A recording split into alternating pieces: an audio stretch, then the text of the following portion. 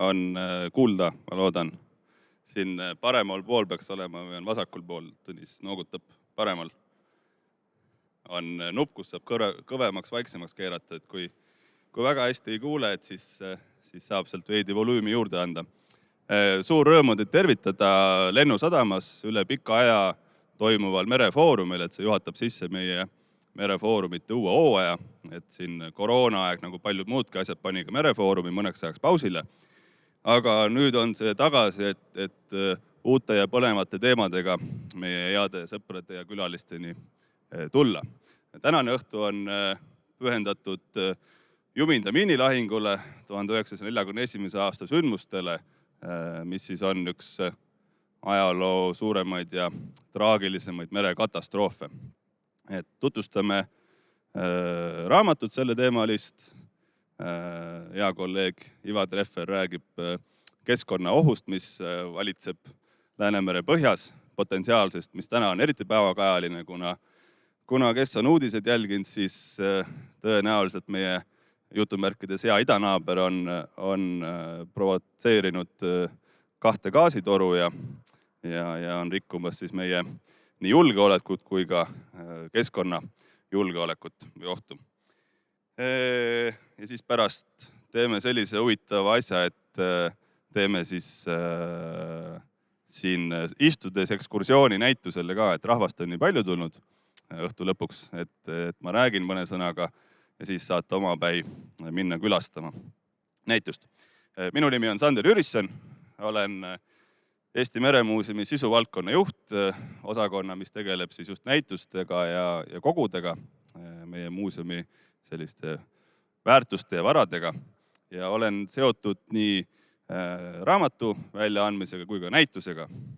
Et näituse me avasime juba aasta aega tagasi, 28. augustil 2021 aastal ja mõne sõna siis teemast endast ka, et tõenäoliselt enamik, kes on täna kohale tulnud, on juba mõnevõrra kursis selle Juminda miinilahingu teemaga, aga võib täitsa juhtuda, et üldse mitte veel kõik.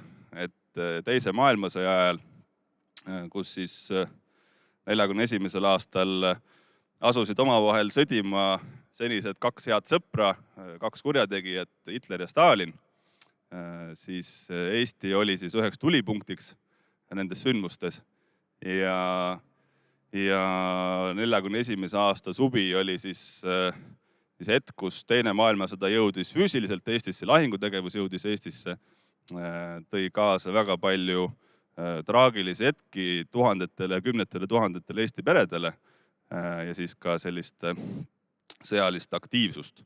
Et mis koht siis on sellel Juminda miinilahingul, mis on eesti keeles tuntud, inglise keeles on see pigem Tallinna evakuatsioonist, kui kes Wikipeediasse lööb inglise keeles sisse, siis sealt tuleb välja just Tallinna evakuatsioon. Eks Juminda miinilahing ongi osaks Tallinna evakuatsioonist. Et sõda, mis algas jaanipäeva paiku 41. aastal, küllalt kiirelt Saksa pool edenes, nii et juba juuli alguses oldi Eesti piiridel ja 8. augustil jõuti juba Soome laheni. Nii et teekond siis Tallinnast ja Lääne-Eestist Nõukogude tagalasse, kroonlinna Peterburi, kus siis olid põhijõud, oli ainult mööda Meritsi selleks hetkeks jäänud. Ja evakueerimisega toimus siin tegelikult nii juulis kui augustis, aga siis põhiteravik jäigi just augusti lõppu 41. aasta suvel ja teel asuti 28. augustil ja hukkus siis teel 15 000 ja enam inimest ja üle 60 laeva. Miks uppus? Nii soomlased kui ka sakslased olid väga lahkesti Soome lahe mineerinud, ehk siis kui on niisugune huumoriga asja võtta, et kui kes klimbisuppi sööb, siis mida rohkem klimpe, seda parem supp. Et samamoodi olid sakslased ja soomlased siis lähtunud, et kui on palju miine, et siis ka tõenäosus, et sealt vastaspool läbi sõites kahjusid kannatab, on kõrge ja nii ka oli. Et see 28. augustil teel asunud enam kui 220 laevast koosnenud karavan siis läbi miinivälja sõitis ja tõesti üle 60 laeva seal põhja läks. Mitte kõik laevad ei läinud põhja küll ka miinidest, et Soomes startisid ka hulgaliselt Saksa hävituslennukeid või pommituslennukeid, mis siis ka küllalt suure osa laevadest hoopis lennukipommide läbi merepõhja või märga hauda viisid. Raamatust ma tulen näituse juurde veel pärastpoole tagasi, et siis mõne sõna räägin veel. Raamatu mõte meil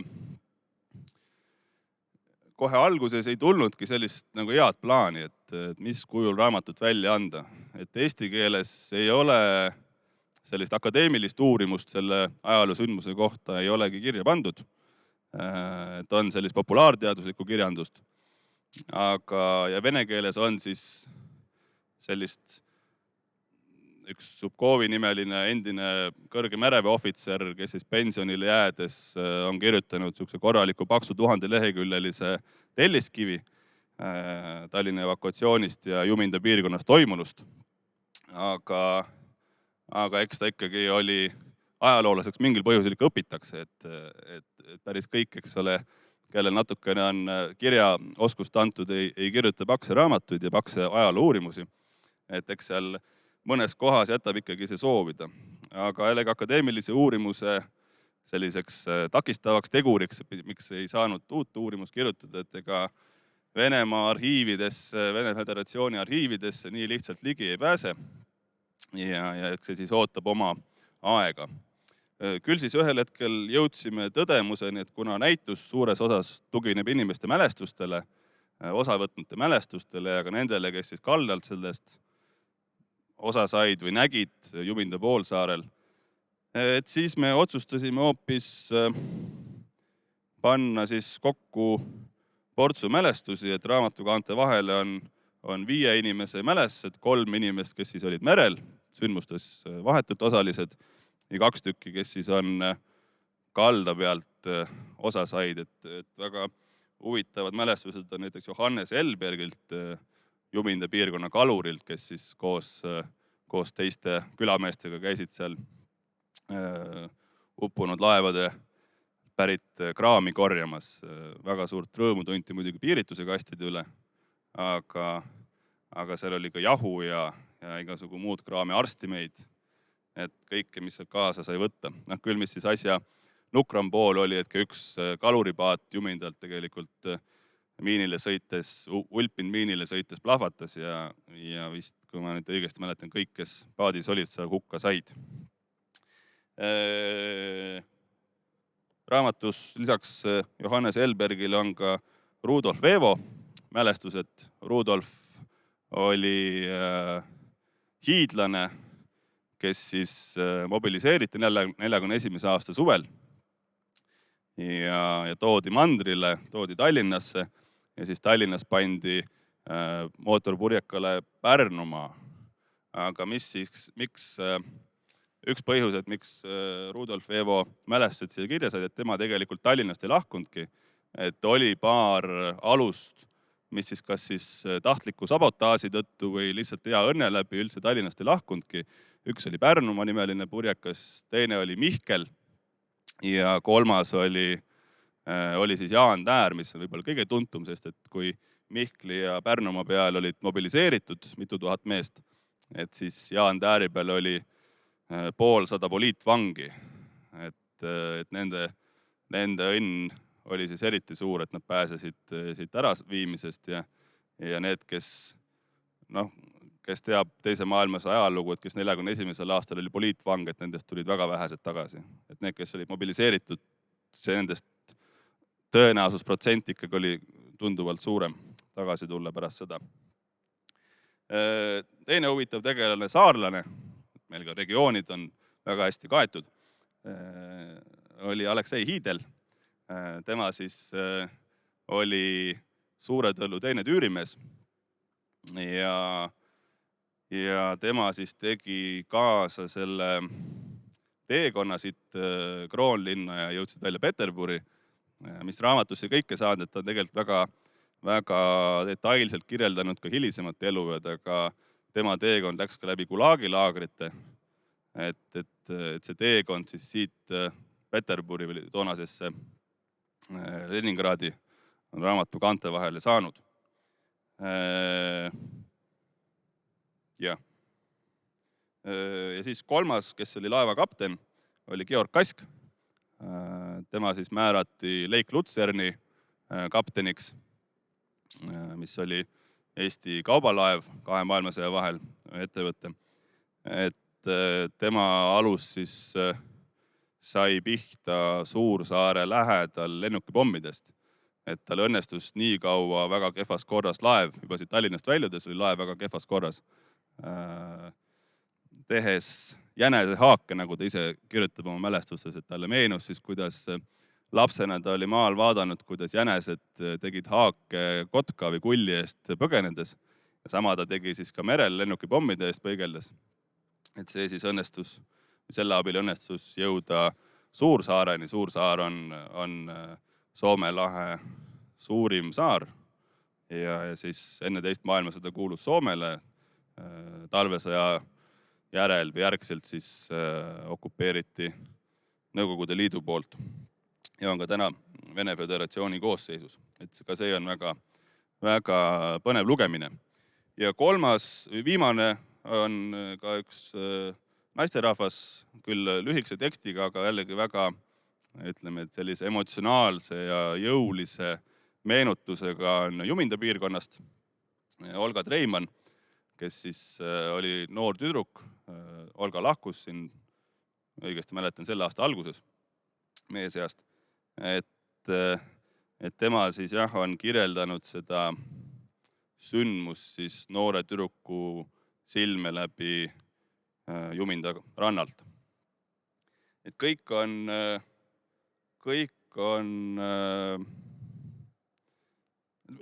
on selline mälestused, mille läbilugemisel ma usun, et tekib küllalt hea pilt sellest, mis siis 81 aastat tagasi Soome lahel toimus. Et nii selle traagikat kui ka tegelikult osadel õnnestus ka siis pääsemise rõõmu tunda. Miks need eestlased seal laevadel oli? Ma siin mõne sõnaga mainisin mobiliseeritutest. Võiks ju arvata, eriti tänaste sündmuste raames, et see oli justkui ainult Nõukogude armee ja siis sellise punaladviku evakueerimisprotsess, aga tegelikult laevadel oli tuhandeid ja tuhandeid Eesti mobiliseerituid.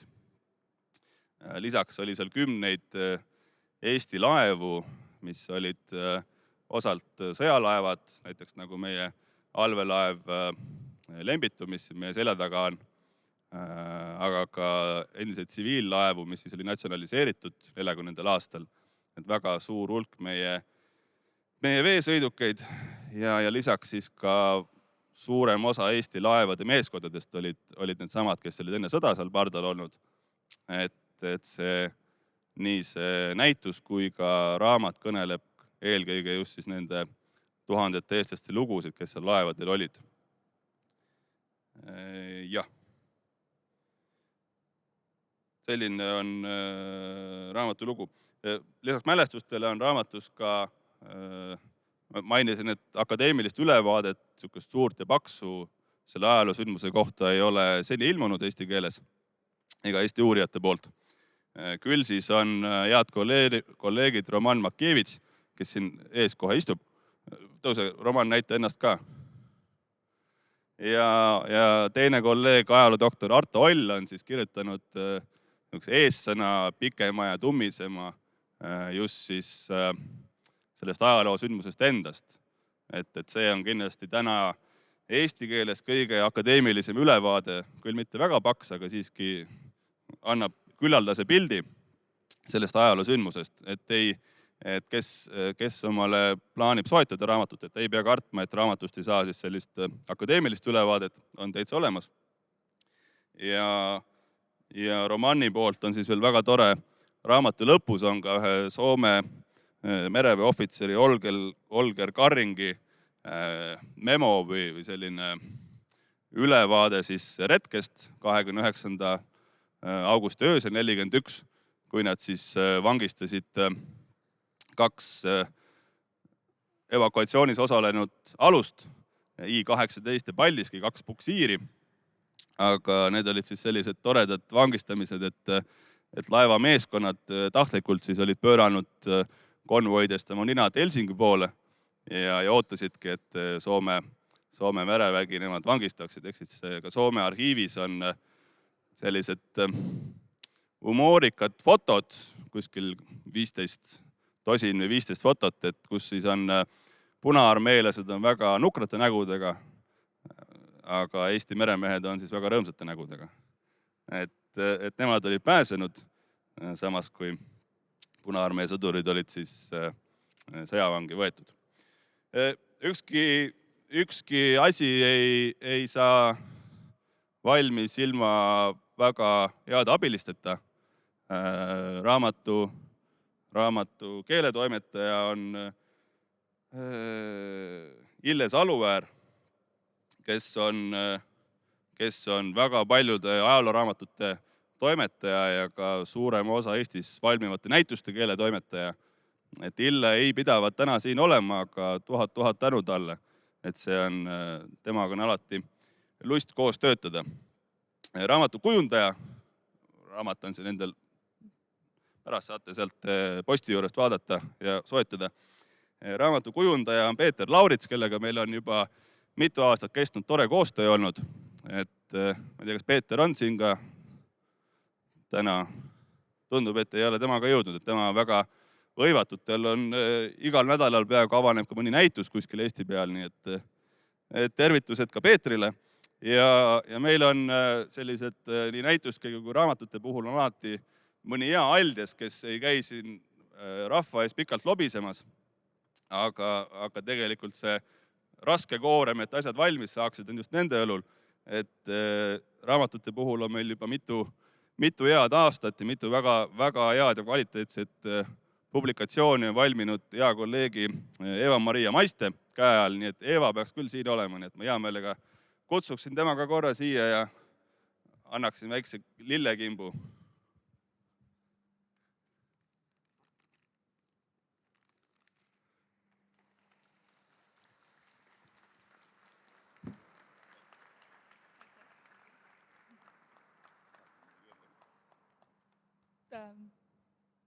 Mina omalt poolt oskan tänada siin samuti head kolleegi Sandrit, eesistuvat Romanni, Artot, kellega seda raamatut oleme koos ette valmistanud mitmete koosolekute ja kohtumiste jooksul. Ja muidugi veel kord suur tänu kujundaja Peeter Lauritsale ja Hille Saluväärele ning trükikojale Ellington Printing Network. Et aitäh!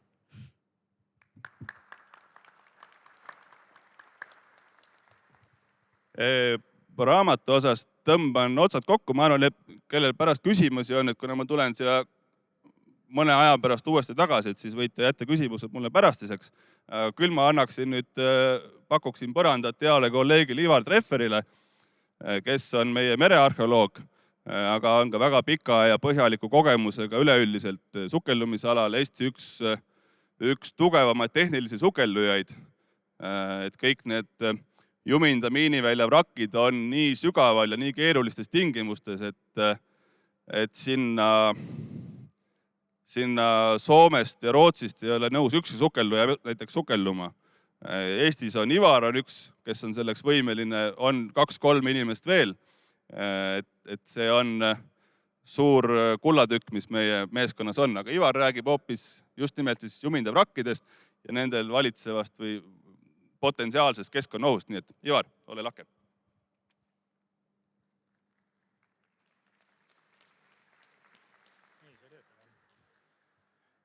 Tere õhtust siis minu poolt ka. Ivar Treffner minu nimi, nagu juba öeldud. Ja ma peaks kohe alustama väikese parandusega.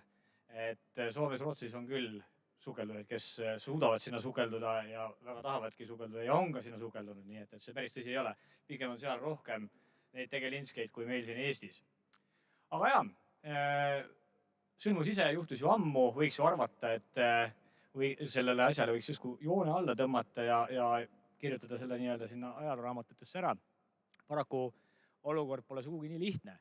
sest paljudel nendel vrakkidel on peal veel siiski kütus, on ka erinevad muud ohud, mis võivad meile, ja tõenäoliselt mingil hetkel nad saavadki probleemiks, keegi ei oska küll öelda, millal, aga see oht on olemas ja kogemusi maailmast on tegelikult, või näiteid siis ütleme, maailmast on ju mitmeid ja mitmeid, kus on tekkinud suured keskkonnaprobleemid lekete tõttu vrakkidel. Nii, ma vaatan, kas see aparatuur töötab ka?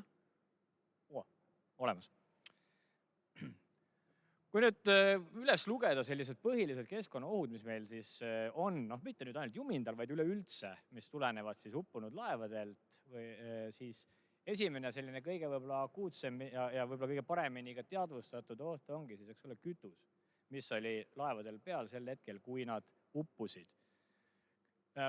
Ohu tase ilmselgelt sõltub kütuse kogusest, aga mitte ainult. See sõltub ühtlasi ka kütuse tüübist, eks ole. Eks on ju kergeid kütused, näiteks diisel, mis looduse mõjul laguneb palju lihtsamini kui näiteks rasked kütteõlid. Siis samad kütteõli, raske kütus, samuti määrdeained. Nii et neid on eritüübilisi, erineva kooslusega, ütleme nii, mis tähendab ka seda, et neisse tuleb erinevalt suhtuda ja nendega koristamis ja ka tühjendamismetoodikad on erinevad. Nendest me praegu siin täna minema ei hakka, see läheks liiga tehniliseks, siis jutt läheb ilmselt liiga pikaks ja ilmselt paljud jaoks väga igavaks ka. Nii et kütus siis on selline võib-olla kõige selline levinum ja teadaolevam oht, mis meil on. Siis teiseks selliseks ohuks loetaksegi siis lõhkemata lõhkeainet või mürsud, miinid, torpeedod. Need ei ole küll otseselt keskkonnale ohtlikud, kuidas keegi neisse laamriga taguma ei lähe. Kuigi ja siis ütleme nii, et need lõhkeaine kogused, mis seal peal on, ei ole nüüd nii kohutavalt suured, nad peaksid olema meile või ütleme keskkonnale ohtlikud. Küll aga on seal teatud mõttes teistsugune oht, ehk siis oht navigatsioonile, ankurdamisel, mida iganes, eks ole, kaablite vedamise, kõiksuguste struktuuride ehitamisel merre, et nende tööde käigus võib siis juhtuda see, et kui ei ole korralikult uuringuid tehtud, et tabatakse mõnda sellist objekti ja need lõhkevad. See ka loomulikult see lõhkemisprotsess on teatud mõttes keskkonnale kahjulik, sest ega kalad ka seda pauku väga ei armasta. Et küll tehakse kõiksuguseid kontrollitud oludes mullikardinaid ja kõike muud sinna ümber, et vähendada sellist mõju elusloodusele seal ümbruskonnas, aga ega see nüüd liiga efektiivne ei ole. Kõige suurem oht nendest uppunud lõhkeainetest ja ütleme siis sõjamaterjalist on tegelikult keemia ja siis bioloogilised relvad. Iseenesest need meile hetkel teadaolevalt Eestis tohutu suureks probleemiks ei ole. Ei saa välistada muidugi, et ka siia on uputatud Nõukogude Liidu ajal mingisugune kogus keemiarelvasi või bioloogilist relva, aga meil ei ole selle kohta mingit faktilist tõestust praegu. Ja siis pigem on see oht seal nii-öelda lõuna pool, eks ole, Bornholmi süvik, Taani väinad ja see kant, et seal on täiesti tavaline, on seal see sinepigaas ja kõike muud, mida on siis nii-öelda uputatud sinna laevade peale teist maailmasõda, kui lihtsalt vaadati, et pagan võtaks, varu on palju, justkui konventsioonide ja lepingute järgi peaks kuidagi lahti saama, mis me teeme. Paneme laeva peale, saadab laeva mere, laseme põhja. Et mis ilma alt ära, see pole ju probleem. Nüüd aga jällegi on. Sest et näiteks seal Taani kandis ja seal on ju jäänud küll ja veel kas või sinepigaasi kanistreid kalameestele võrkudesse, mis siis võrgu üles tõmmates hakkavad lekkima ja inimesed saavad lihtsalt sellest gaasimürgituse. Juminda puhul on ikkagi ilmselt miinid ja siis laeva pardal olevad lõhkeained, mis võivad sellist teoreetilist ohtu endast kujutada. Aga see pole veel kõik. Keskkonnale avaldab mõju ka siis vrakkidele kinni jäänud vanad võrgud, traalid, kõik sellised asjad, sest et ühe traali selline looduslik hävimine võtab ikkagi väga-väga pikki kümneid, kui mitte isegi sadu aastaid aega. Ja tegelikult on tehtud maailmas uuringuid ja ma ei oska selle piirkonna nii-öelda suurust täpselt öelda, mis on seal aluseks võetud, aga on tulnud välja, et need nii-öelda uppunud püügivahendid siis võivad püüda selles regioonis kuni 7–10% kalavarudest. Nii et majanduslikult, kui siin on kalureid, keegi võib kujutada ette, mis see summa nii-öelda majandusele võib tähendada. Ja ega sinna ei jää ainult kalad kinni. Samamoodi tihtipeale on vrakkide peal näha näiteks hülgeid, Noh, meie vetes muidugi muid selliseid imetajaid suuri ei ole, eks ole. Õnneks sukeldujaid rohkem pole veel siiamaani näinud võrkudes niimoodi kinni. Aga jaa, need on sellised 3 põhilist ohtu siis. Muideks seda viimast, seda võrkusi, need, kes võib-olla ei tea, et neid nimetatakse kummitusvõrkudeks, just sellepärast, et nad püüavad edasi isegi peale seda, kui nad kadunud on. Aga liigume edasi. No näed. Paari sõnaga sellisest juminda uurimise ajaloost, et siin ees on mul siis sellise Baltimere laevastiku lipp, et see on nüüd selline pigem nagu linnalegendi jutt, aga noh, on vanad tuukrid rääkinud siin oma memuaarides, et juba siis nõukogude ajal otsiti neid jumindal põhja läinud laevu, väidetavalt käidi seal peal, kus peal leiti, väidetavalt toodi sealt välja laeva seif ja lõigati lahti. Ei ole ühtegi jällegi faktilist tõestust, aga selline huvitav kuulujutt siis ütleme niimoodi. Aga tegelikult esimese sellise tõsisema uuringuga, ma mõtlen siis, mis oligi siis nagu välitööde mõistes, hakkas peale merearheoloogia laevakapten Vello Mess, kes on meil ka siin istub kenasti, võib-olla ta pärast kommenteerib ise seda täpsemalt, et ma siin pikalt ei peatu, aga kui ma nüüd ei eksi, see oli see 2005. aastal, kui alustas siis uurimislaevaga Mare juminda miinivälja uurimist ja seda tööd jätkus päris pikaks ajaks, nii kui ma mäletan. Ja peale siis Vello uurimise algust mõned aastad hiljem hakkas ka Soomest pärit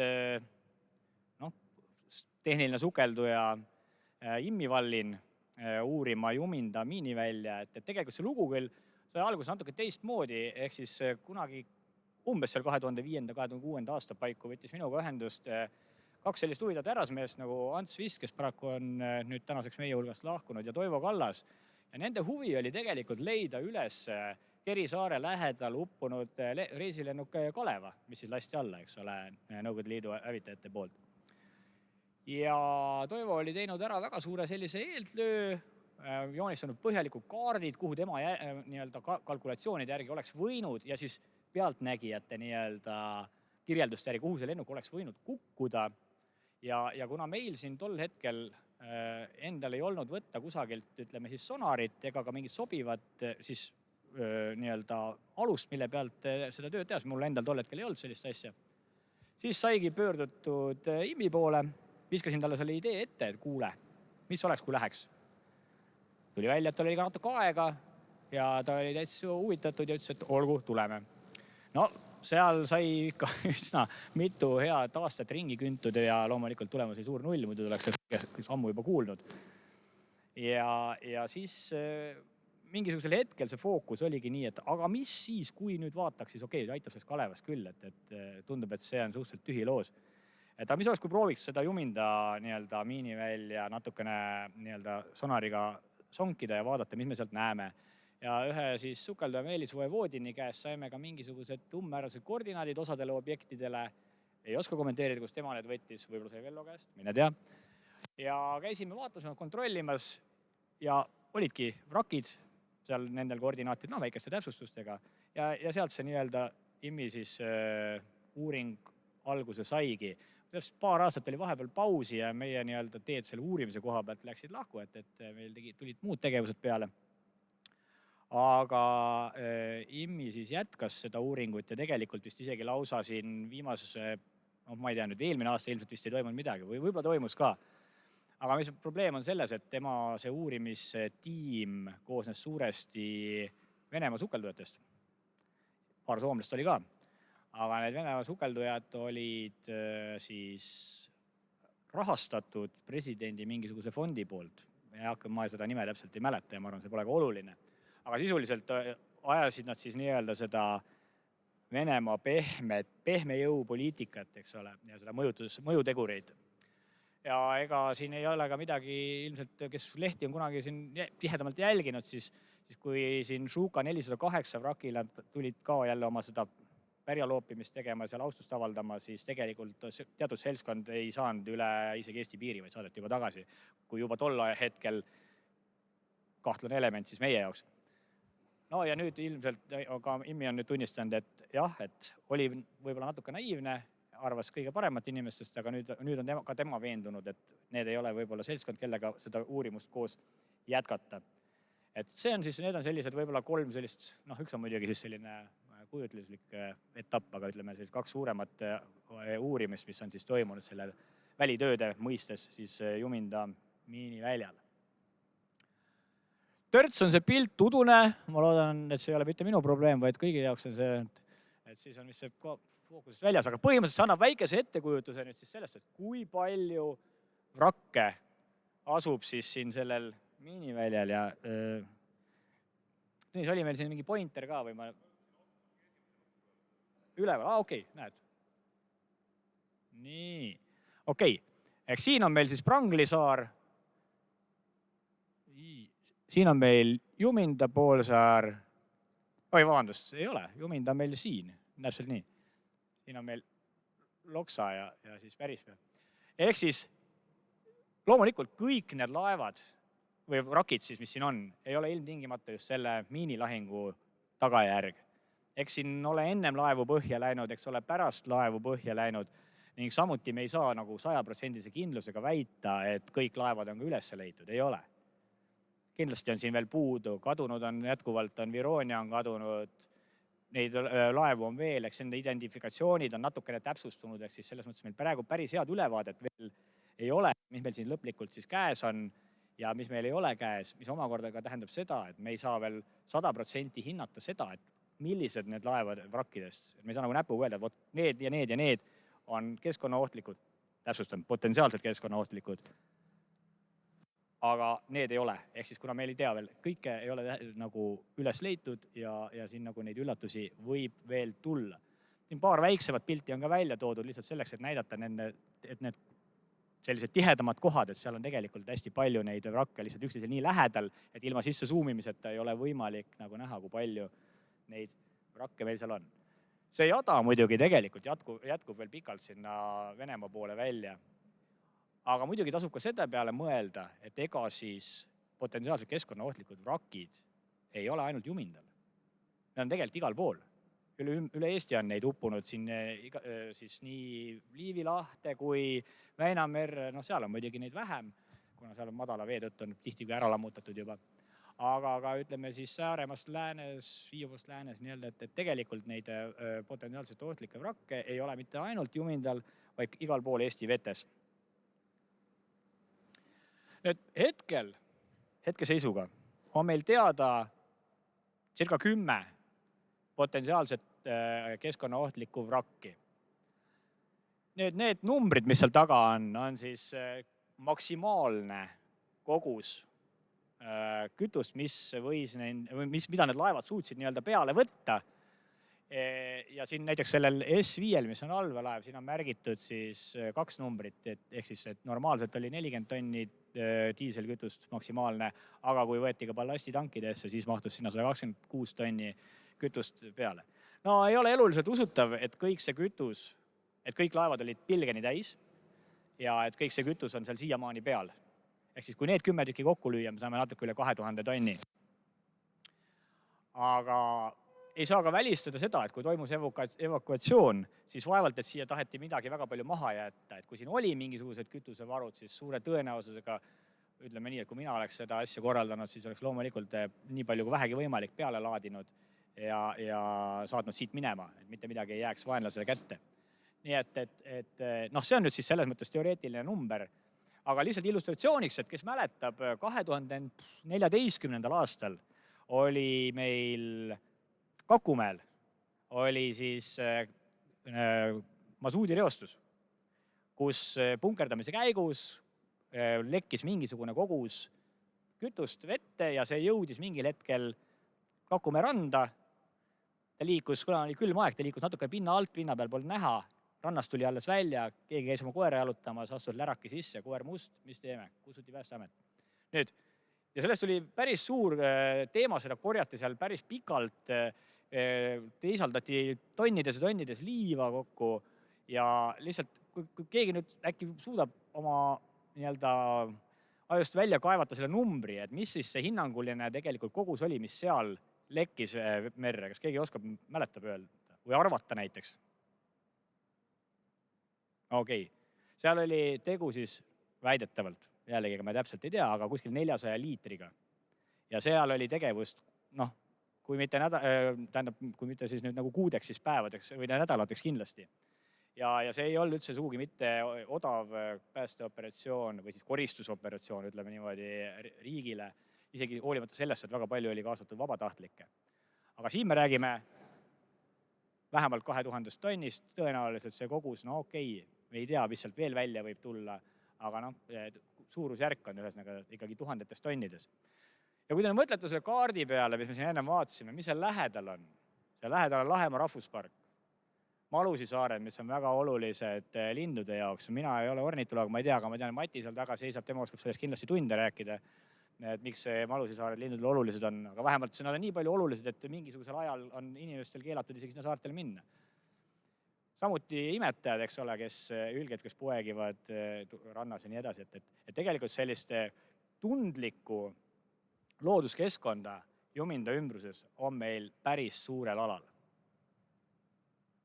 Ja oma varasemas elus, kui ma olin Politsei- ja Piirivalveameti merevalvekeskuse ülem, siis me tegime kunagi ka sellise kalkulatsiooni, siis ütleme nii, et kui me saame sellele reostusele mere peal jälile, siis on teda umbes 10 korda odavam koristada kui randa jõudnud reostusel. Nii et seal on päris suured vahed on mängus. Muideks, ega see kütus siis ei pruugi ilmtingimata alati pinnale tulla. Ja see, et kui ta pinnale ei tule, ei tähenda, et ta ei ole meile keskkonna ohtlik. Et selle kohta on nii-öelda siis Poolas päris hea ja põhjalik uuring tehtud. Ja siis seal on selline vrakk nagu Stuttgart, mida on uuritud juba pikalt. Ja on siin näidatud siis ära, et kuidas see kütus, mis siis on põhimõtteliselt imbunud põhjasetetesse, ta ei tulegi välja, vaid ta liigubki mööda põhjasetteid kogu aeg, järjest sügavamale, ehk siis gravitatsioon mõjub. Ja kui me vaatame seda, et 99. aastal oli siis reostunud ala 2,5 hektarit, siis 2015. aastaks on see üle 10 korra suurem, ehk siis 35 hektarit juba. Ja tegelikult selles olukorras on küll mõeldud igasuguste erinevate lahenduste peale. Ma olen ise ka selle doktor Benedikt Aikiga mitu korda rääkinud sellest teemast ja ei ole nagu selles mõttes, ei ole nagu head varianti. Ei hakka ju põhjast lihtsalt pinnast välja kaevama. Et kuidas seda nüüd lahendada? See on selline asi, millega alles tegeletakse ja uuritakse. Ja miks see nagu selles mõttes ohtlik meile on see, et rasked kütused, nafta, kõik see on ju kantserogeensed ained. Ja sealt põhjast, veest, igalt poolt nad jõuavad elusorganismidesse, kaladesse, merelindudesse ja nii edasi. Ehk siis see tsükkel, see eluring, lõpuks jõuavad need ained ka meie organismi. See ei tähenda muidugi seda, et jumala peast ei peaks hakkama kohaliku kalasöömisest loobuma. See pole üldse see jutt. Aga see oht kui selline, et suuremate naftareostuste korral tekib selline kõrgem kantserogeensete ainete tase mereloomades, on täiesti reaalne. No nii, keskkonnamõjud kui sellised, eks ole, kahjuloodused. See on suhteliselt selge käega katsutav asi, just mainitud kaladesse, meeloomadesse jõudmine, nende hukkumine, ja ka ranniku reostumine, elukeskkondade, looduslike elukeskkondade hävinemine, kõik see, et see on ilmselgelt, ma usun, tähendab kõigile suhteliselt niisugune klaar. Mis on aga sotsiaalmajanduslik mõju? Ehk siis kõik need reostused, igasugused nende likvideerimised hakkavad mõjutama tegelikult meie igapäevaelu. Punkt 1, mõelge nüüd ise kas või see, et kui see reostus jõuab kuhugi näiteks Upelranda, rand on kinni, see mõjutab turismi, see mõjutab kohalikke inimesi, see mõjutab kas või mõnest seda jäätisepüüjat, kes rannas kõnnib. Ei saagi oma torbikut jäätist püüa, sest et pole inimesi, rand on kinni. Samuti mõjutab see näiteks kaubandust, reisilaevandust, mida iganes, eriti kui on suur ala, mis pannakse kinni selle koristusoperatsiooni ajaks või keelatakse see laeva liiklus, piiratakse seal igasuguse muid selliseid asju. Eks need sotsiaalmajanduslikud mõjud üldjuhul, siin on ka mõned uurimused tehtud, on oluliselt suuremad kui selline otsene rahaline kahju, mida saab mõõta siis, kas siis selle koristusoperatsioon kui selline. Et sotsiaalmajanduslikud mõjud võivad olla kordades suuremad. Ja see küll otseselt ei ole keskkonna mõju, see kulu koristamisele ja ennetamisele, aga see on ka samas selline ikkagi meid kui maksumaksjaid mõjutav asi, sest et see on riigi ülesanne nende vrakkidega tegeleda või siis nende tagajärgi likvideerida. Ja nüüd ongi nagu küsimus, et kas me kõigepealt uurime, jällegi mingisugune kulu riigieelarvele. Teine asi, mis on see, et tuleks siis otsus vastu võtta, et kas me likvideerime selle reostus või nüüd ennetame seda reostust ja pumpame näiteks vraki tühjaks, ei ole üldse odav lõbu. Või siis ootamegi ära, et lähme riski peale välja ja vaatame, et kui juhtub midagi, et pigistame silma kinni, äkki selle 4 aasta jooksul, mille valitsus pukis on, ei juhtu midagi ja see on juba järgmiste probleem, eks ole. Et tegelikult siis on ka see variant jah, et me lihtsalt ütlemegi, et hetkel otsest ohtu pole, sekkumist kui sellist ei ole vaja ja vaatame, mis edasi juhtub.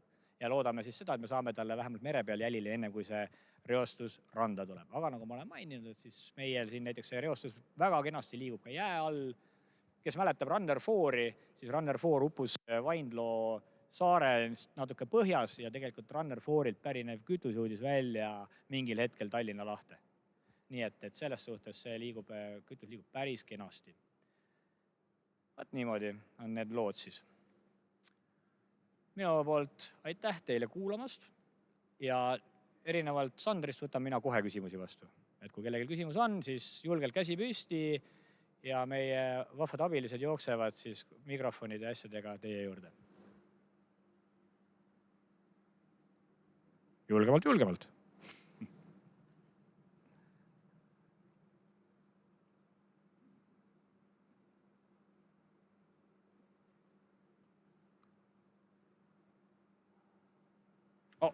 Ma panen ka kõrvaklapid pähe, muidu ma ei kuule pärast küsimust. Mis on saanud nendele laevadele jäänud uppunutest? No, võin öelda, keskkonnaoht nad ei ole. Aga selles mõttes, et see on tegelikult hea küsimus ja kuidas ma nüüd siis ütlen sedasi niimoodi, et nad on osade vrakkide peal seal, need hukkunud ja näha on neid. Mitte muidugi nüüd balsameeritud kujul, aga siiski inimjäänuseid võib leida.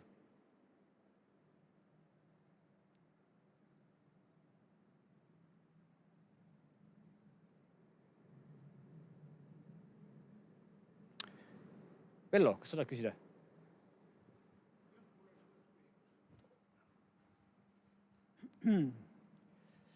Mul on üks vana küsimus. Ivar, ligikaudu aasta tagasi sa helistasid mulle ja ütlesid niimoodi, et vaat see laev, mida te pidasite Vironiaks, et see ei ole Vironia, Soome sukeldajad käisid seal ja ütlesid, et see ei ole Vironia, see on mingi teine laev. No ma ütlesin, et selle peale, et ega ma mürki ei saa võtta, sellepärast, et see laev on nii peaaegu 100 meetri sügavusel, 95 vist, eks ole.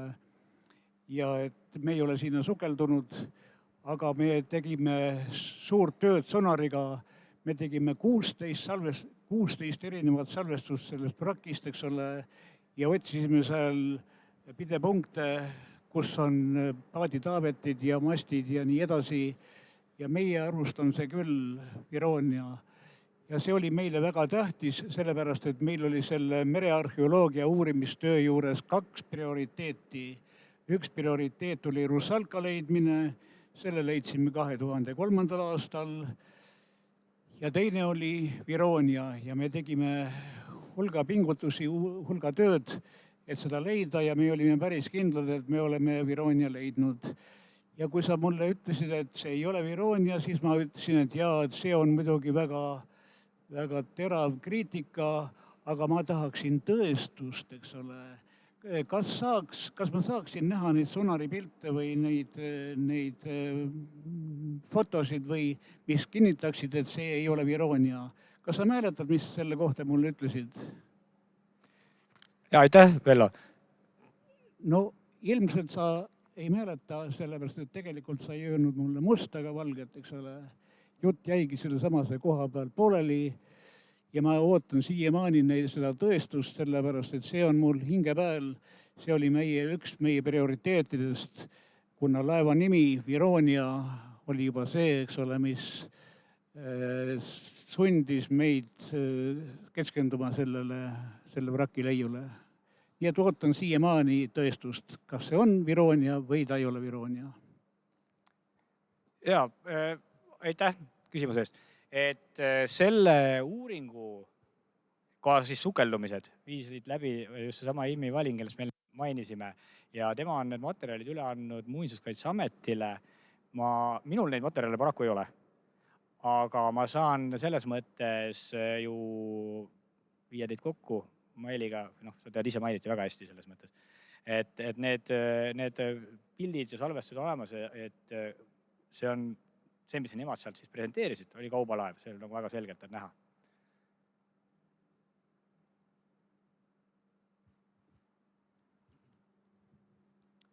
Et näiteks kui nende miinide juurde, need miinid, mis meres on, et kuna need roostetavad, kas on oht, et nad suvaliselt lendavad õhku või näiteks upuvad merepõhja? Tänud. Merepõhjas nad juba selles mõttes on, et enamasti on nad juba sinna põhja vajunud ja oma ujuvuse nii-öelda kaotanud. Teoreetiline oht on eks ole alati olemas, aga sellist iseeneseslikku detonatsiooni, ma ei kujuta ette, mis peaks selleks juhtuma, et see on sest enamasti nii-öelda see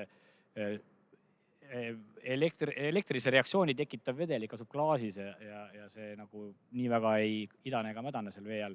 Aga kui tekib mingisugune liikumine näiteks, oletame näiteks, et laev kas või vajub, või midagi sellist, see muidugi eeldaks ka seda, et nad on juba nii-öelda lahingasendis, et aktiveeritud, et ega nad transpordiasendis ka siis ei juhtu nendega midagi, sest kujuta ette, kui see kogemata maha mõne miini seal tekib pillad ja mis siis juhtub. Nii et sellist ei saa lõpuni kunagi välistada, aga pigem ei ole see nagu selline suur oht.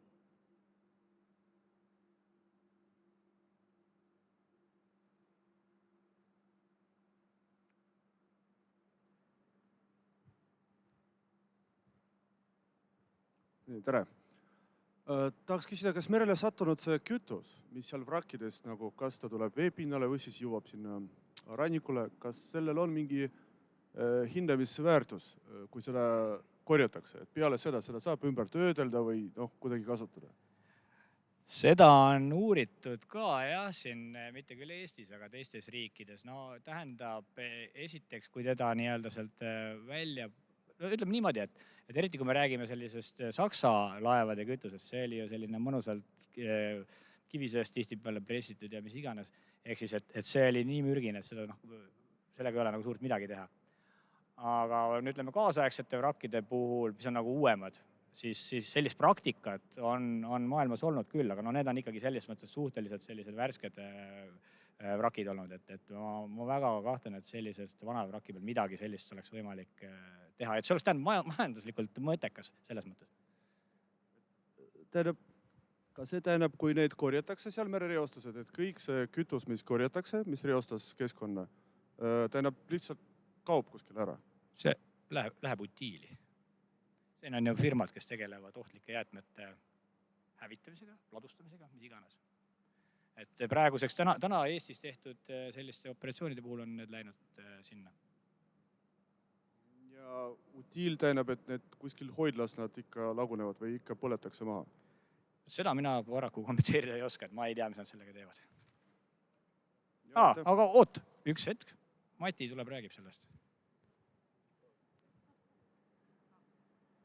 Tervist, Mati Kosale, mina ja tegelen ka siis selle reostusteemadega, et tegelikult tänapäeval, kui see kivisööpõhine kütus, sellega on see halb asi, et kõik, mis on kivisööga seotud, seal on hästi palju elavhõbedat, et seda me väga ei taha keskkonda jätta ja eks see Soome ja lahe, ütleme, kalade suur elavhõbeda sisaldus võib osaliselt olla selle sama sõja ja nende laevadega seotud, aga tegelikult täna Eestis, kuna igasuguste laevadega, mis siis fossiilkütustega sõidavad, tekib neid õlijääke erinevaid väga suurtes kogustes, siis tegelikult meil näiteks Tallinna sadamale kuuluv Green Marine tegelikult ikkagi kasutab kaasaegseid lahendusi, et nad ikkagi suudavad sealt, ütleme põhimõtteliselt sellest õlist vee välja võtta erinevate meetoditega ja päris suur osa sellest, mis nad siis nii-öelda vastu võtad laevadelt eelkõige just, mis on lihtsamini nii-öelda käideldav, et siis see tehakse selliseks madala kvaliteediliseks siis nii-öelda kütuseks, mida saab siis kas kuskil põletusseadmetes kasutada sooja tootmiseks või kuskil ka siis Euroopa Liidust väljas mõnes väiksema nii-öelda keskkonnanõuetega riigis ka laevadel kasutada.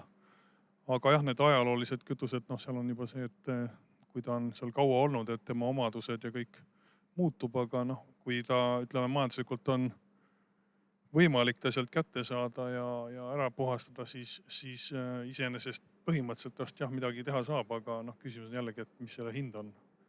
Aga kuna kõik naftatooted on ohtlikud jäätmed, ega siis neid kuskile nende põõsa alla viia ei tohi ja kui ta ka midagi majanduslikult mõistlikku teha ei saa, et ega siis ongi teine variant ta vesi välja võtta ja ülejäänud siis ära puhastada ja ära põletada niimoodi, et keskkonnanõuded oleks täidetud. Et meil ju on olemas ka jäätmepõletustehased Tallinnas, kus siis ka plastikuid ja kõiki muid selliseid toksilisi aineid ja ühendeid põletatakse sellisel režiimil, et ikkagi see keskkonnakahju oleks võimalikult väike või välistatud. Kas tänapäeva seda energiakriisiga on mõistlik üldse seda sealt? Seal oli väga ilus statistika, kus on potentsiaalsed tonnid, kütusetonnid seal vee all.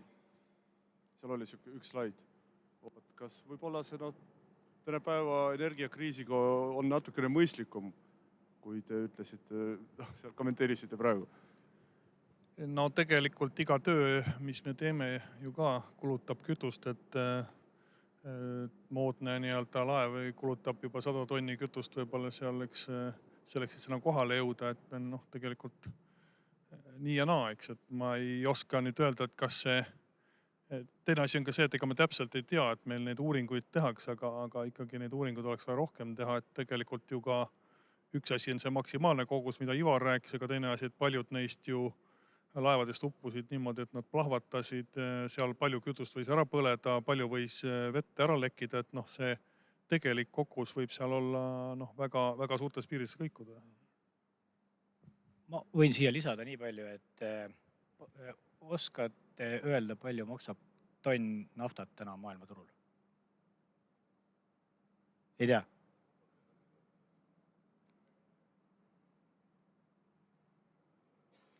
Ei kuule?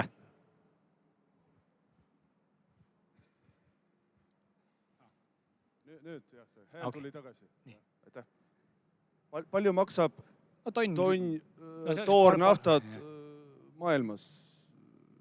Ma eile kuulsin, et need futuresid seal hakkasid maha langema, et praegu jah.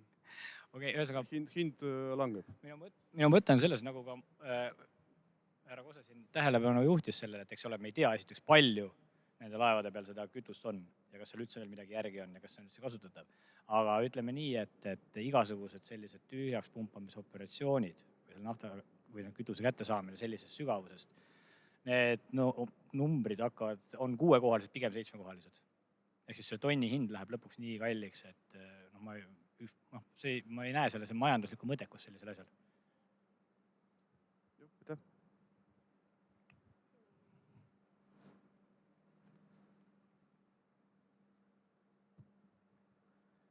Minu küsimus on selline, et mis on selle tulevikuplaanide laevadega, et kas madalamates kohtades tõstetakse laevu ülesse, tuuakse välja või need jäävad sinna merre nii, nagu ta on? Hea küsimus. Ehk siis pigem on nagu, millest me räägime, kas me räägime praegu keskkonnaohust või põhimõtteliselt üldsest. Eks neid madalamas vees olevaid laevu on ju tõstetud välja ja tõenäoliselt tõstetakse ka edaspidi välja ja varasemat on siin nii mõnigi mees saaginud mõne laeva omale Pääskülla korteriks. Ehk siis, et vanametalli müünd ja nii edasi. Et jah, ikka, kõik tuleb jälle sinna majandusliku mõttekuse juurde, aga tõenäoliselt see, mis saab nüüd ütleme siis jumindava vrakkes või üldse sellistest potentsiaalselt keskkonnaohtlikest vrakkidest, et siin on, nagu me rääksime, et sellise hinnangu küsimus ja ka valmisolek, ütleme, riigi valmisolek investeerida keskkonda ja selle nii-öelda ohu teadvustamine üldsegi. Me ilmselt ei oska siin keegi ennustada, mis on see kohvipoksu peale minek.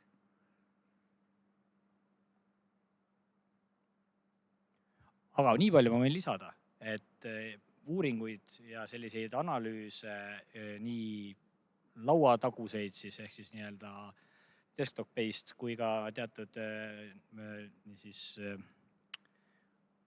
sukeldumistega või ütleme siis selliste nagu välitöödega uuringuid on tehtud ja neid tuleb tegelikult veel ja tõenäoliselt mida aeg edasi, seda rohkem. Eks väga palju mängib selles ka rolli siin ütleme tuuleparkide ehitus ja muu selline asi, et üldse see meremajandus kui selline. Pigem ma ütleks, et see teema tuleb rohkem fookusesse, kui et ta nagu ära langeks. Ma olen kuulnud seal just selle Sedunovi käest, et seal kuskil Sillamäe juures on mingid 2 laeva, Saksa oma, mis on ka väga madalal ja on väga ohtlikud, et need tuleks üles tõsta. No siis oskad kommenteerida seda? Paluks detaile, mis laevad ja kus nad on. Et kas ta peab silmas näiteks seda ühesõnaga neid torpeedopoote, mis 45. aastal uppusid, kus üks juba hakkas lekkima ja kus eemaldati see või mingid muid objekte? Ilmselt neid, jah. No need on jah, selles mõttes, et esiteks mõlemad laevad pooleks murdunud, on üle 100-meetrised hävitajad, asuvad umbes circa 40 meetri sügavusel põhjas ja kui nad on ka veel tagurpidi, siis iseenesest on lihtsam neilt seda kütust seal välja pumbata, kui hakata seda laeva kui sellist üles tõstma. Aga inimestel selles mõttes on alati olnud hirmus entusiasm kõikide asjade üles tõstmiseks, aga see ei pruugi üldsegi nagu vajalik olla. Ma võib-olla siis kommenteeriksin ka, et jah, et tegelikult need Narva lahe 3 Saksa miini paigaldamise laeva on jah, nagu seal sõbralikult koos ja nendest siis üks T-31 tegelikult juba saigi 20. aastal tühjaks pumbatud, sealt siis õnnestus kätte saada kuskil 10 tonni õli või tähendab kütust ja seal on siis paar tükki veel.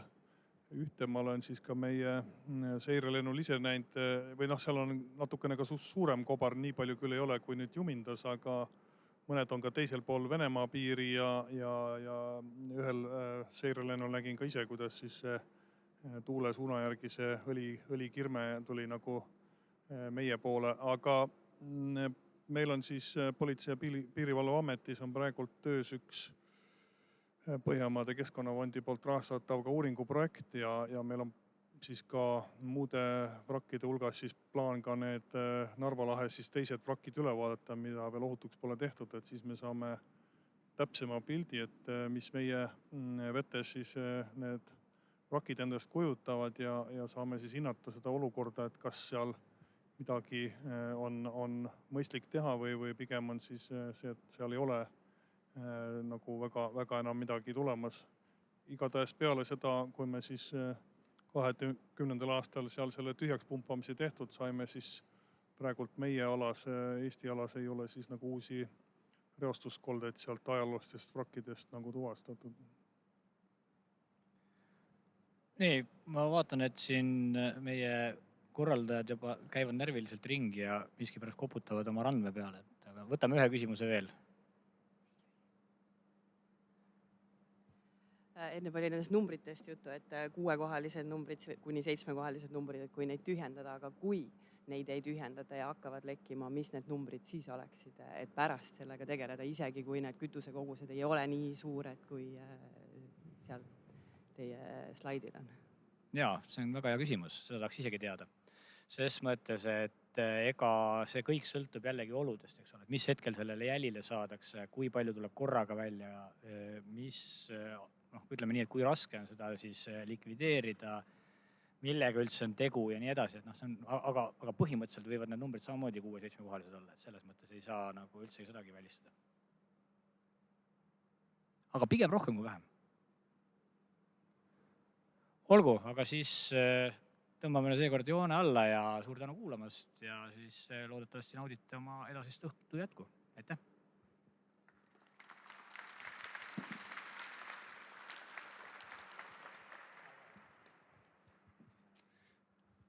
Aitäh Ivarile. Alguses ei tulnud ühtegi küsimust mitu hetke, aga siis hakkas tulema, eks ole, et tegelikult teema on huvitav ja ja väga relevantne ka. Mõned sõnad näitusest, et näitust siis saate minna, kes käinud ei ole, iseseisvalt külastama ja tegelikult see ongi üks selliseid näitusi, kus giidituuril väga palju, ütleme, et ta on pigem mõeldud individuaalseks külastamiseks ja ta on veel tänapäeva maailmas siis sellist tüüpi, et kui toidumaailmaga teist korda juba tuua paralleele, et kui on kiirtoit olemas ja on aeglane toit olemas või selline slow food nimetatakse inglise keeles, et siis see näitus kindlasti on, Juminda minilahingust kõnelev näitus kindlasti on see aeglase toidu näitus, et siin tasub võtta aega, süveneda, et teda võib ka kiirel tempol läbi kõndides elamus saada, et see on arhitektuurselt väga imposantne ja huvitav, et meie head partnerid Katrin Sipelgas ja tema kolleegid on teinud tõelist imelist tööd just selle arhitektuuri puhul, aga sisu on jah selline, mis vajab hetke, et süveneda. Et siin on olnud üks tore juhtum oli, et üks tartlane rääkis mulle, kui kuulis, et ma Meremuuseumis töötan, et ta oli 6 tundi sellel näitusel. Ta käis vahepeal söömas ja õlut joomas kohvikus ja siis läks tagasi. Ja siis ma ühte tallinlannat tean, kes on lausa 3 korda käinud seda näitust vaatamas, et on vaadanud jälle ühe etapi või ühe episoodi ära ja liikunud edasi.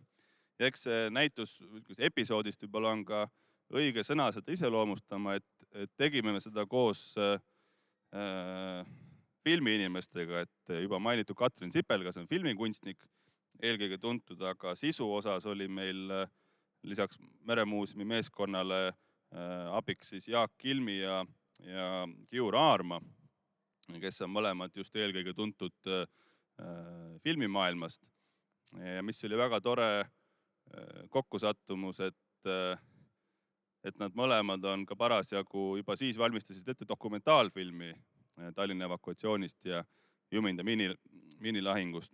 Nii et nende eelteadmised olid juba head. Et see on üks selline ajaloosündmus, millest väga palju Eesti inimesi ei ole kuulnud, rääkimata muu maailma inimestest. Et oleks meil mõned muud partnerid sattunud laua taha, siis me oleks pidanud neid kõigepealt hakkama koolitama pikalt. Aga nüüd seda vajadust ei olnud. Ja näitus, eks te saate mõelda, kuidas te lähete, aga ta on üks esimesi näitusi meil 10 aasta jooksul siin majas, mis ei ole siis ainult siit põranda tasandilt vaatamiseks. Näitus ise on seal taga servas, kus meil ikka ajutised näitused on, vaid ta on siis ka ülevalt vaatamiseks mõeldud, et Katrin Sipelgas ja sisearhitekt Ülo Tarmo Stöör, et nemad just planeerides ka mõtlesid selle peale, et see oleks näitus, mis kõneleb ka meie sellelt sillakoruselt, mis siit ülevalt läheb. Et ta on tõesti siuke esteetiliselt tehtud ja ka üht koma teist näeb sealt ülevalt.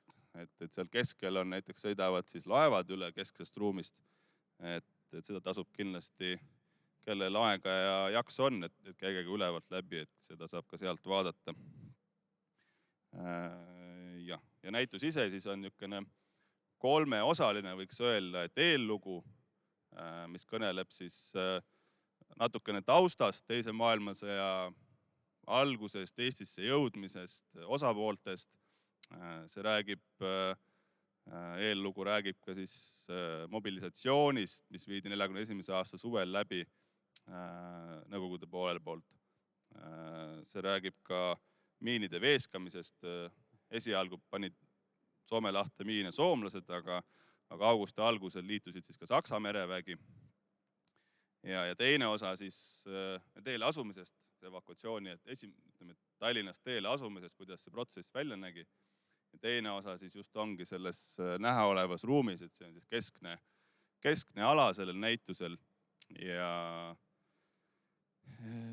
kõneleb see siis 28. augusti õhtust, teele asumisest, ööst, kui palju laevu läks põhja ja siis järgmises päevas 29. augustist.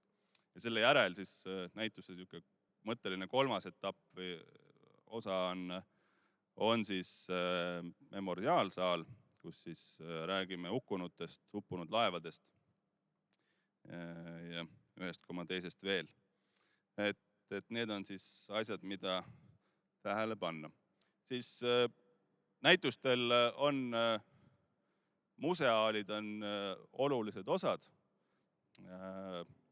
Selle näituse 2 kõige silmapaistvamat museaali või eset on meie muuseumilaevad, allveelaev Lembit ja jäälõhkuja Suur Tõll. Et nendest 220 enamast laevast, mis teele asusid, nende hulgas olid ka Suur Tõll ja Lembit mõlemad. Ja mis siis on niisugune huvitav juhtum ajaloos, et need on siis ka tõenäoliselt ainsad laevad, mis tänaseks alles on pärast 81 aastat. Et kõik ülejäänud laevad, kes ka ei uppunud Juminda poolsaare lähistel, et need on siis hiljem kas vanarauaks või muudes ajaloosündmustes oma otsa leidnud. Et need on 2 kõige silmapaistvamad. Klassikalistest museaalidest, mida me üldiselt silme ette tulevad, kui me muuseumi nähtavast räägime, et see on suitsupakk. Siin vist küll ei ole näha, mis seal peal kirjas on, aga see on siis ühe mobiliseeritu suitsupakk, kiri oma armsamale. Suitsud on seal teisejärgulised. Et ta siis kirjutab seal suitsupakil, et kui ma peaksin tagasi tulema sõjast, et paku mulle siit üks suits. See ei ole meie muuseumi kogudes, see on okupatsioonide ja Vabaduse muuseumi Vabamuu kogudest ja seal legendis paraku ei ole siis teada, et kas siis kirjakirjutaja jõudis tagasi või ei jõudnud, aga ühel ekskursioonil osalenud naisterahvas küsis, et on siis sealt suitsuga pakutud, et selle järgi võiks ju kindlaks teha, aga ei ole, ehk siis tõenäoliselt ei jõudnud. Et seal on mõned väga tugeva looga museaalid väljas ja nendelt laevadest otseselt on siis kolm eset, mis on näitusel väljal. Everita päästerõnga tükk, ülemine on meie muuseumi kogust. Nõukogude laeva, sõjalaeva Jakov Sverdlovi päästepaadi aeru ots. Et see on jõudnud jällegi Vabamuu kogudesse ja on laenul meie juures. Ja siis see suurem päästerõnga tükk on Kalininilt pärit, sellega on niisugune väga omapärane lugu, et näituse projektijuht Kadi Karine oli Karepal, mis kunstnik see nüüd on, kelle majamuuseum seal on, aga majamuuseumis mingil laadal või miskil ja siis Sagrits, Richard Sagrits. Ja siis vaatas, see on niisugune vana rehielama või siuke vanemat tüüpi hoone ja siis vaatas selle räästa all on üks päästerõnga tükk ja seal peal on siis Kalinin nimeks, et see oli siis kõige suurem ja uhkem Nõukogude sõjalaev, mis põhja läks seal, et siukene huvitav paradoks või siuke huvitav kokkusattumus. Et see siis on ka näitusel näha, et asub rõhku pöörata. Siin on pildi peal pole nii hästi näha, aga näitusel näete paremini, et kuidas siis ka need miiniväljad olid siia Soome lahte veesatud. Et see tegelikult näitab seda mastaapi ja ka seda, mis teele asunud laevu ees ootas. Ja see punktiir, mis sealt jookseb, et see siis on just see, kus suunas siis karavanid läksid.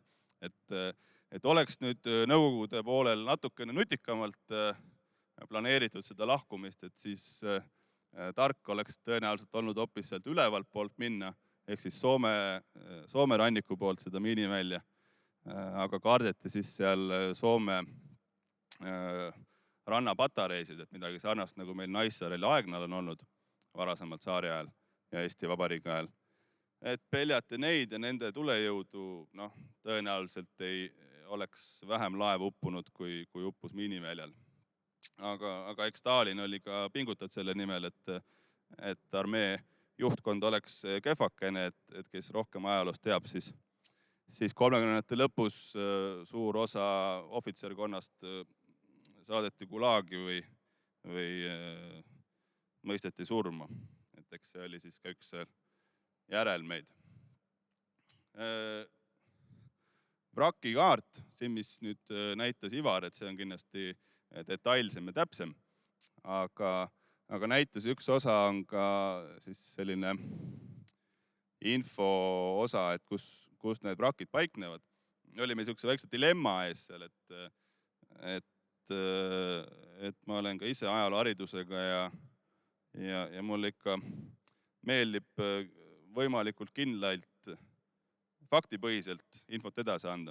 Aga kuna väga enne te juba siin kuulsite, et oli väike vaidlus näiteks reisi- ja kaubaaurik Vironia vraki kohta, et on väga suur hulk vrakke, mis siis on oletuslikult kuskil. Et kas siis on Vene uurijad neid kuskile paigutanud või on siin ka sonaritööde põhjal arvatud, et see võiks olla see vrakk, aga need kindlaks kõige paremini saab neid kindlaks teha ka sukeldudes siis inimesega sinna või robotiga ja neid ei ole nüüd mitte kõikidele nendele täppidele tehtud, ehk siis me alguses panime ainult need valged täpid, kui te hiljem lähete näitusele, näete, et need on siis laevad, mis on sukeldumisega kindlaks tehtud, et need just on kas siis seal Kristjanis Valdemarst näiteks lätlaste suure töllu ekvivalent või siin eelmine suvi tehti kindlaks Naissaare vrakk, mis oli Eesti kaubalaev. Ja siis hallid on siis need oletuslikud, kuhu keegi tänaseks sukeldunud veel ei ole, ei inimesega ega robotiga, aga et siis oletuslikud uppumiskohad, et see on siis üks, mida tähele panna. Ja näitus ise on, miks ta on selline, miks tasub aega võtta, et ta just keskendub inimeste mälestustele, et eks need on kõige vahetum viis, kuidas selliseid traagiliselt toimunud sündmus edasi anda. Ja mälestuste kasuks me siis otsustasime, et me just kõneleme külastajatega läbi siis sündmust vahetult näinud inimeste lugude. Et on need siis intervjuud, on need mälestuste raamatud, on need sellised memod, mis on saadetud just soomlaste puhul näiteks staapi. Et läbi selliste allikate, mis oli sihuke paras pusimine oli, et me tahtsime ka iga selle meenutaja juures nende fotot näidata. Et seal on kuskil 200 sündmuse tunnistajad, kes kõnelevad ja vist üle 40 nendest meil õnnestus ka foto juurde leida, et juba siin ennem raamatu puhul esile toodud kolleeg Roman Matkievits siis just Vene poole fotosid ajas taga Venemaa avarustes Soomes, me tuhnisime Saksamaal, et igalt poolt. Ja need meenutused ongi, mida me kasutame, on siis eestlaste meenutused, Soome mereväeohvitseride ja sõdurite meenutused grammikega sakslasi ja siis Nõukogude poole omasid sammuti. Ja mis siis mälestuste puhul ka on, et see on üks kunstiline lahendus, et kõik saate lugeda näitusel ekraanilt siis tõlget ja subtiitritena kõiki neid mälestusi, aga siis seina peal on ka kõrvaklapid, sealt siis kuulete seda originaalkeeles, et kui meenutab eestlane, siis see on eesti keeles, kui on soomlane, on soome keeles, on sakslane, on saksa keeles ja kui on venelane, siis on vene keeles. Et üks selline kunstiline lahendus meil seal ka oli. Enne kui lasen teid näitust vaatama, millele ma tahaksin rõhku pöörata või tähelepanu juhtida, et me oleme Meremuuseumis viimastel aastatel üheks oma prioriteetteemaks võtnud ligipääsetavuse, et erivajadustega külastajad on meil üks oluline teema ja ka meie siin majas Paksus Margaretas on püsinäitus väga hästi ligipääsetavaks muudetud 3 aastat tagasi tehtud renoveerimistööde käigus. Aga siin majas siis püsinäitus on plaanis uuendada paari aasta pärast, et siis me pöörame ka siin püsinäitusel suuremat tähelepanu, aga ajutised näitused siin hoones on siis võimalikult ligipääsetavaks tehtud juba mitme näituse puhul. Ja ka siin on siis näiteks see siis on miiniplahvatuses uppunud laeva sõjalaeva vrakk. Ja see on ka täitsa päris vrakk, et Muinsuskaitseamet on 3D skanneerinud viimastel aastatel 10 või rohkemgi laevavrakki Eesti vetes. Ja see siis on üks nendest. See vrakk tegelikult on uppunud Esimese maailmasõja ajal. Ehk siis kui me nägevale külastajale seda näitame, või ütleme, et kui see oleks mõeldud eelkõige nägijale, siis me natukene luiskaksime. Aga kuna see on just mõeldud, et pime külastaja saaks aru, kuidas üks miiniplahvatuses uppunud laev merepõhjas välja näeb, või kuidas meie seda 3D pilti omistame silmade läbi, et siis selline ta seal on. Ja me oleme ka, kuna meie, nägijatena näeme värve, struktuure, et ei ole ainult üheplaaniline see, et siis üks suur väljakutse oli ka, et kuidas seda, et ükski vrakk ei ole lihtsalt üks plastikutükk või ka metallitükk või puidutükk merepõhjas. Miks plastik, et see on plastmassist prinditud. Et siis ka kuidas seda keskkonda näidata, et seal on siis lõpuks jõudsime lahenduseni, et on puidust freesitud siis merepõhja reljeef sinna alla, et natukenegi siis seda mitmekihilisust esile tuua. Jah, vaatame, kas on veel pilte ka. See peaks viimane pilt olema, et siin on ka 4 miini, mis siis olid Juminda miiniväljal veisatud 4 tüüpi miini, need Saksa ja Soome omasid. Et üks nendest on meie muuseumi kogudest, aga 3 tükki me siis laenasime Foorum Marinumist Turust.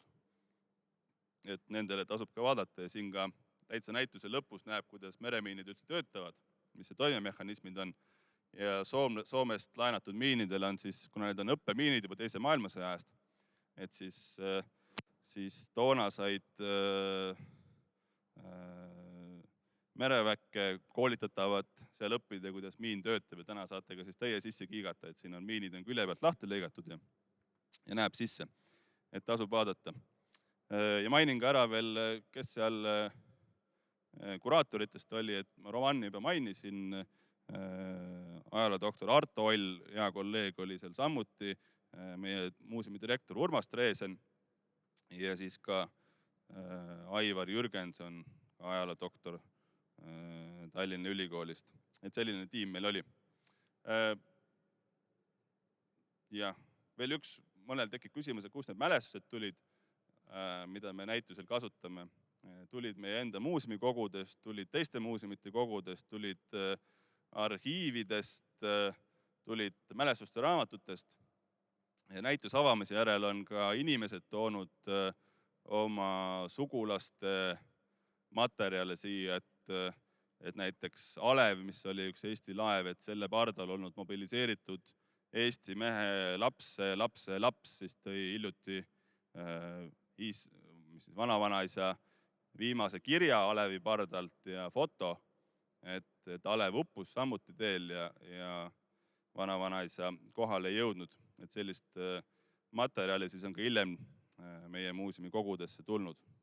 Ja peaaegu igal ekskursioonil on ka osalenud mõni inimene või isegi mitu, kelle sugulased siis on kas seal hukka saanud või ka eluga läbi tulnud sellest evakuatsioonist. Aga ma rohkem ei räägis, kui nüüd küsimusi on kas raamatu kohta või näituse kohta, et siis on hea hetk küsida ja siis saab varsti minna näitusele.